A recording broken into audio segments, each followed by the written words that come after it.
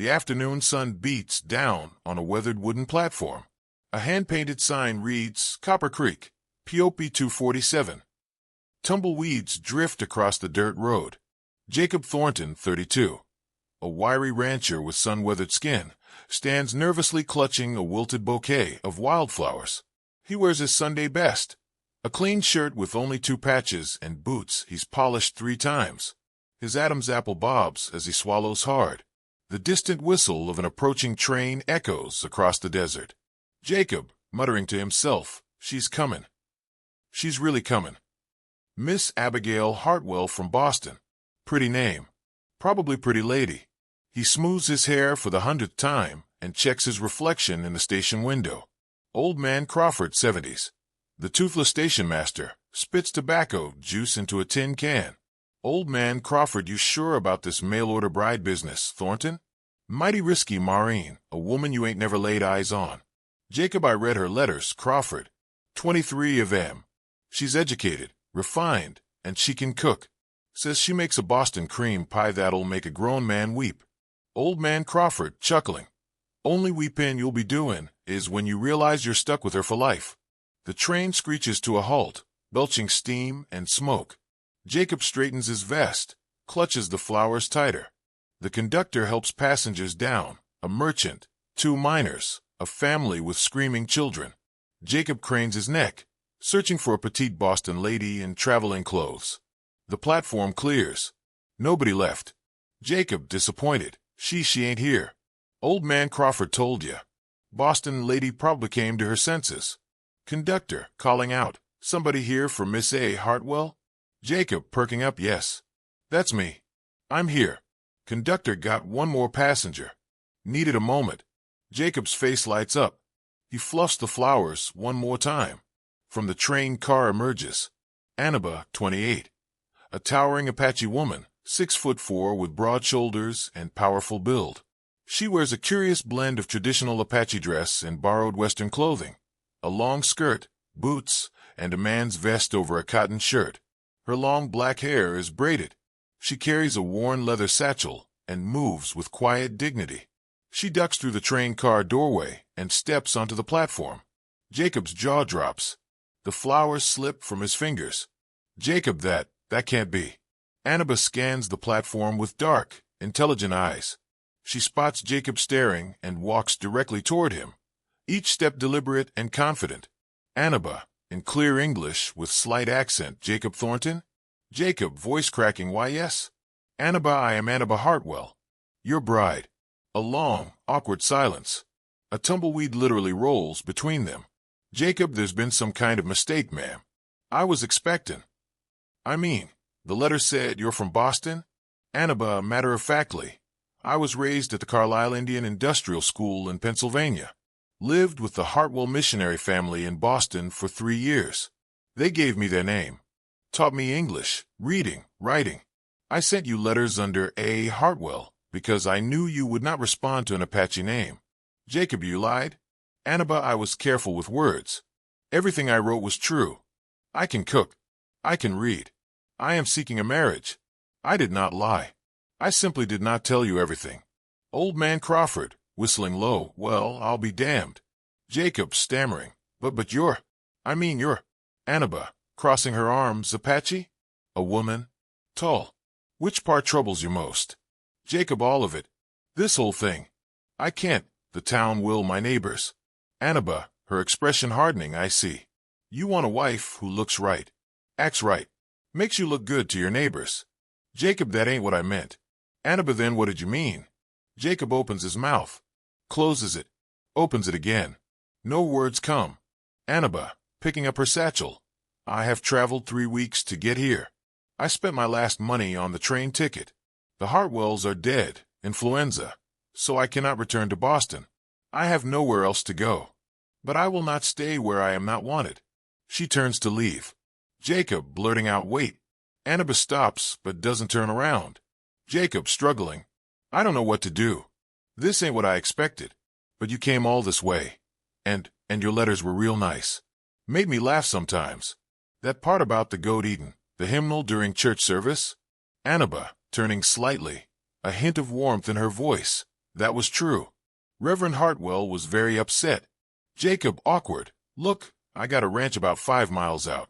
It ain't much, 2 rooms, some cattle, more dust than grass these days. But it's honest work and honest land. Anaba, you are offering me the marriage? Jacob, I'm offering you a place to stay. For now. Until we figure this out. I made a promise in them letters, and I keep my promises. Even when, especially when things don't go like I planned. Anaba studies him for a long moment. Her expression is unreadable. Anaba, you are afraid of me. Jacob, honest a little, yeah. You're about a foot taller than me, and look like you could snap me in half. Anaba, the hint of a smile, I could. Jacob, nervous laugh. Well, that's terrifying. But you wrote 23 letters, and traveled 3 weeks to meet a stranger. That takes courage. More courage than I got, probably. So let's at least give this a chance. No promises beyond that. Anaba considers this. Finally, she nods. Anaba, one chance. That is fair. Old man Crawford muttering. This is going to be better than the traveling circus that came through last year. Jacob's wagon bounces along the rutted road. He drives, periodically glancing at Anaba, sitting beside him. She sits straight-backed, observing everything. The red rock formations, the sparse vegetation, a hawk circling overhead.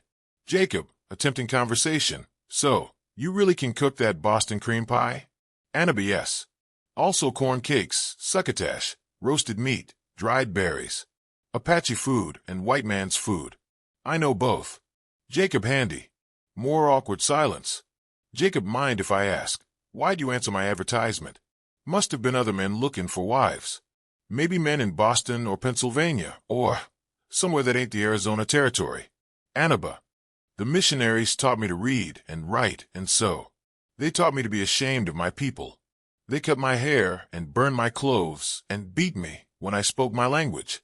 They said I could never go back to my tribe, that I was too educated, too Christian, too white inside. She pauses. Anaba, continuing, but in Boston, I was too Apache, too tall, too dark, too Indian. The Hartwells were kind, but their church friends whispered. Their neighbors stared. I was not welcome at their tables. I was a project, a charity case, a conversion story to tell at missionary meetings. Jacob, quietly, that sounds lonely. Anaba, it was. So when they died, I looked for a place where being different might matter less. The frontier, where people are too busy surviving to worry about what you look like. Your advertisement said you wanted a hard-working woman who could read and wasn't afraid of difficult things. That is what I am. So I wrote to you. Jacob absorbs this. He pulls the wagon to a stop on a ridge overlooking his property. Jacob, there it is. The Thornton Ranch. Such as it is. Below them, a modest homestead with a small wooden house, a leaning barn, a chicken coop, and about 40 head of cattle grazing on sparse grass. Fences need mending. Paint is peeling. But it's honest and real. Anaba, it is more than I had yesterday. They share a look, the first real connection between them. The house is sparsely furnished, but clean.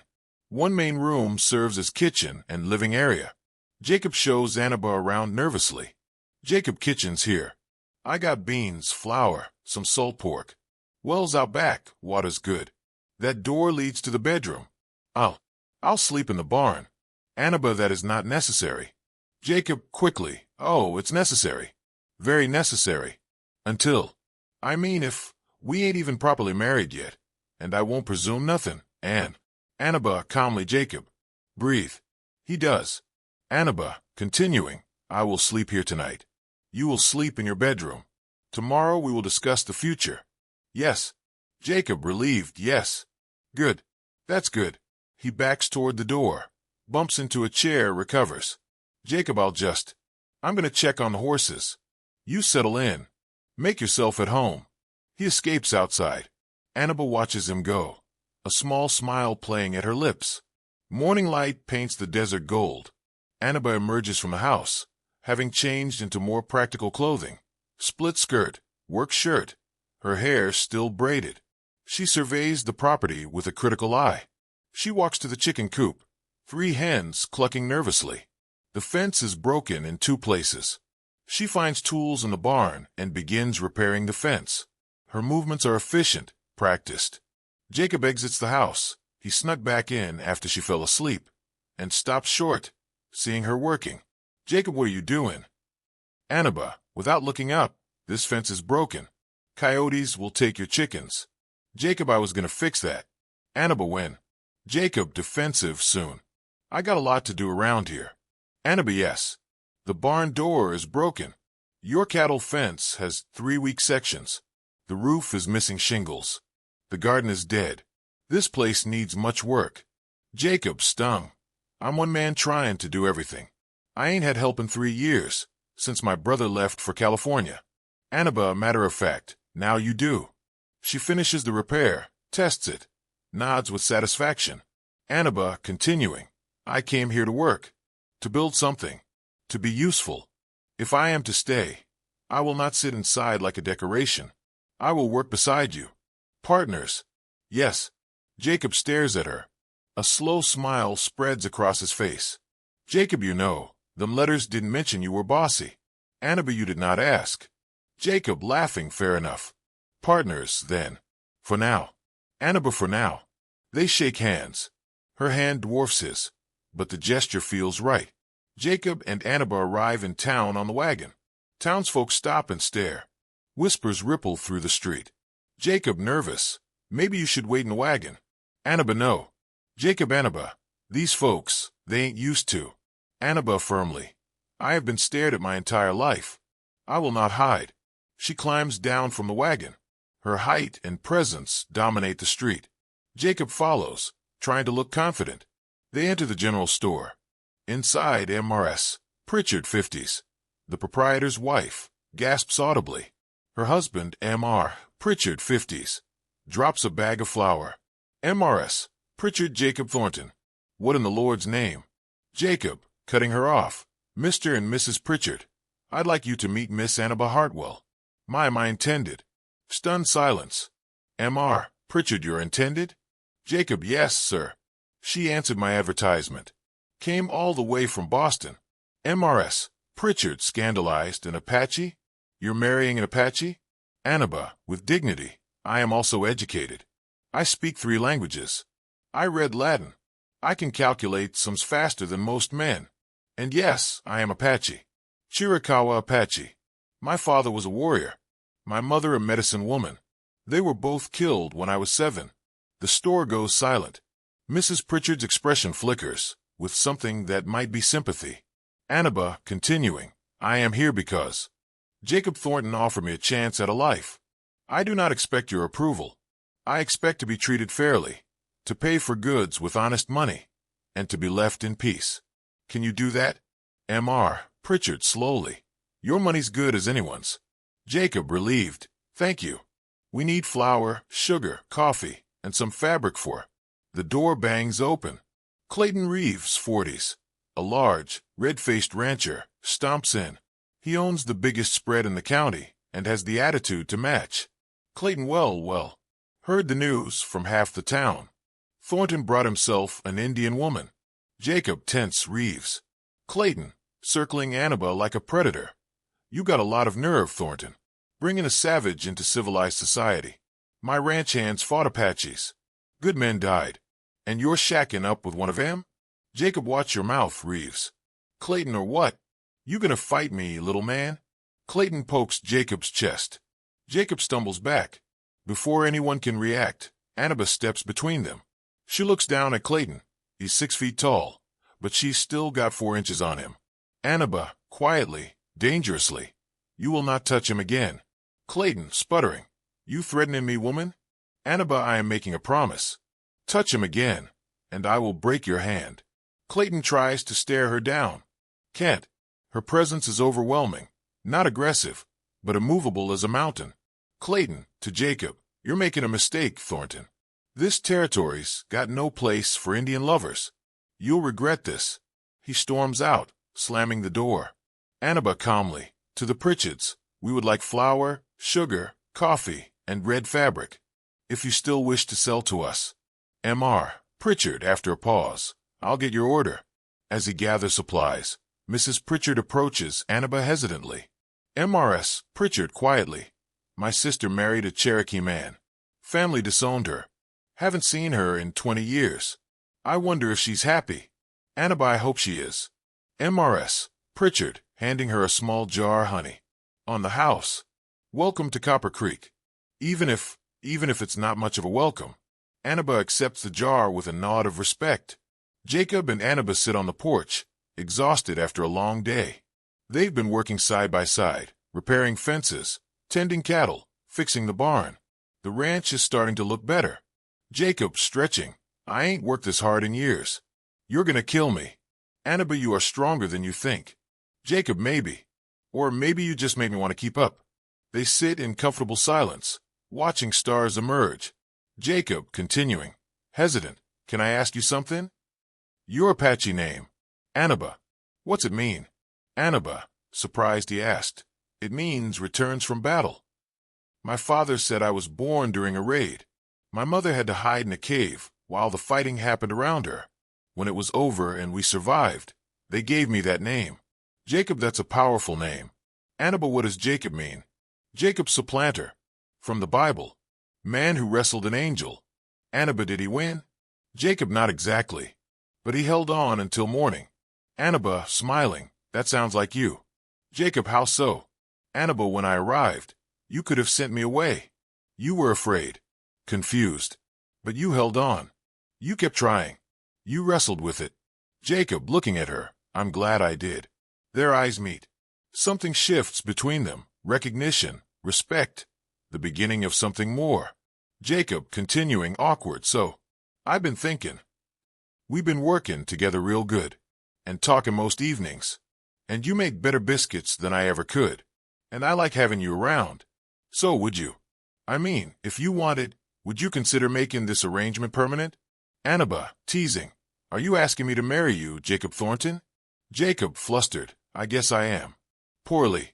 Real poorly. Sorry, I should have. Anaba, laughing. The first real laugh he's heard from her, yes. Jacob, yes. Anaba, yes. I will marry you. Properly this time. No more for now. No more waiting. Partners. Truly. Jacob, grinning, partners. Truly. He reaches for her hand. She takes it. Jacob, fair warning though. I still can't reach the high shelves. Anaba, that is why you have me. They laughed together under the stars. A small gathering. Old Man Crawford serves as witness. MR and MRS. Pritchard attend, along with a few curious, but not hostile townspeople. A traveling circuit preacher performs a simple ceremony. Circuit preacher, do you, Jacob Thornton, take this woman to be your lawfully wedded wife? Jacob, I do.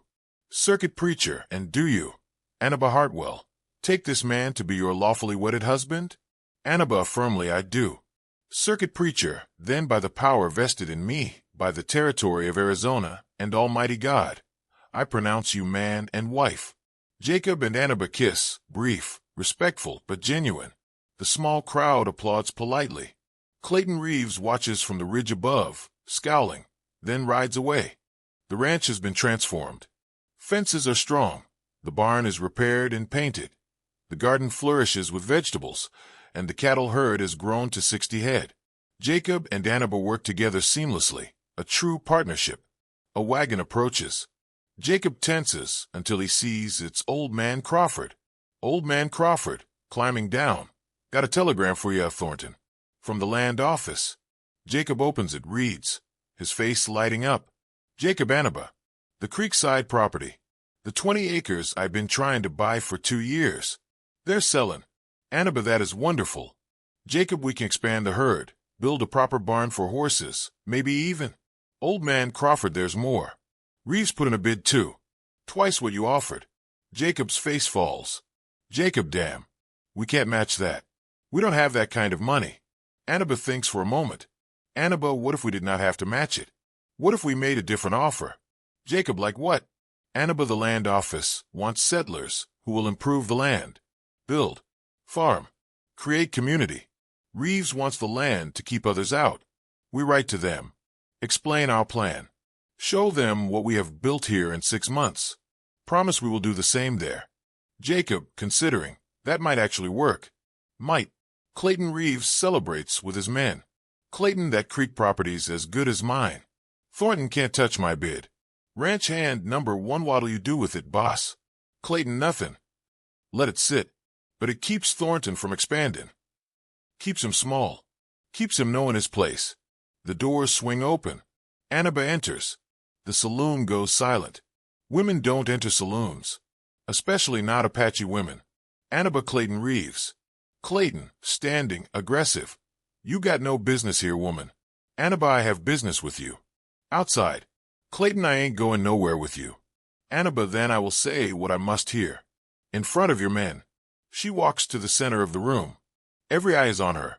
Anaba, continuing loudly. 6 months ago, I came to this territory with nothing. Jacob Thornton gave me a chance. Not because I was what he expected, but because he keeps his word. Together, we have built something good. Something honest. She turns to address Reeves directly. Anaba, continuing. You bid on the creek property not because you need it, but because you want to hurt us. Because you are afraid. Clayton, I ain't afraid of nothing. Anaba, you are afraid that a small rancher and an Apache woman can succeed where you cannot. That we can build community while you build only fences. That we can make friends while you make only enemies. Clayton, red-faced. You don't know nothing. Anaba, I know this. You are respected because you are feared. But fear is not the same as respect. When you die, your ranch will die with you. No one will mourn you. No one will remember you kindly. You will leave nothing but empty land and bitter memories. The saloon is dead silent. Clayton's men shift uncomfortably. Anaba, continuing, softer. It does not have to be this way. Withdraw your bid. Let us have the creek land. In return, we will help you when you need it. Partners, not enemies. Build this territory together. Clayton, laughing harshly. You're out of your mind if you think I'll. Ranch hand number one, interrupting, boss. Maybe we should think about it. Clayton, what? Ranch hand number one, the Thorntons. They helped the Pritchards fix their store roof last month. They shared seed with the Hendersons when their crop failed. They're good neighbors. Ranch hand number two, and we ain't. We ain't been good neighbors to nobody. Clayton, sputtering. You're talking her side? Ranch hand number one, I'm saying. Maybe she's got a point. Clayton looks around the saloon. He sees no support. Only thoughtful faces. Clayton, quietly, get out. Anaba, think about what I said. She turns and walks out with the same dignity she entered with. Jacob and Anaba wait anxiously as the land agent reviews documents. Land agent, your proposal was impressive. Very impressive. The improvements you've made in 6 months show real dedication. Jacob, so do we get the land? Land agent, well, Mr. Reeves withdrew his bid yesterday. Said he had other priorities. So yes, the creek property is yours. Congratulations. Jacob whoops with joy. Anaba smiles broadly. Outside, they find Clayton Reeves leaning against their wagon. Clayton, gruffly. Don't make me regret this, Thornton. Jacob, cautiously, I won't. Clayton, to Anaba. You got a lot of nerve, woman. Coming into my saloon like that. Anaba, I did what needed to be done. The truth. Clayton, almost grudgingly, that is enough. Suppose the ranch is thriving. He tips his hat slightly. A larger herd. Jacob, the beginning amazed. Of construction. What did you say to him? Property. Anaba. Jacob and Anaba stand together on their porch, his arm around her waist. She rests her hand on a small but noticeable baby bump. Jacob, what should we name the baby? If it's a boy, I was thinking. Anaba, if it's a girl, I want to name her after my mother. Desba. It means goes to war. Jacob, laughing, course it does. And if it's a boy, Anaba, something strong. Something that means he belongs to both our worlds. Jacob, how about Samuel? Means God has heard. Anaba, considering, Samuel Thornton. Or Desba Thornton. Both sound right. Jacob, both sound perfect. They watch the sun set over their land. Land they've built together, defended together, earned together. Jacob, continuing. You know, when you first stepped off that train, I thought my life was over. Anaba, and now. Jacob, now I know it was just beginning. Anaba, teasing, very poetic, husband. Did you read that in a book? Jacob, grinning, no, wife. I thought of it all by myself. Anaba, I am impressed. Jacob, don't be. It's the only poetic thing I'll probably ever say. They laugh together as the sun sinks below the horizon, painting the desert in shades of gold and red.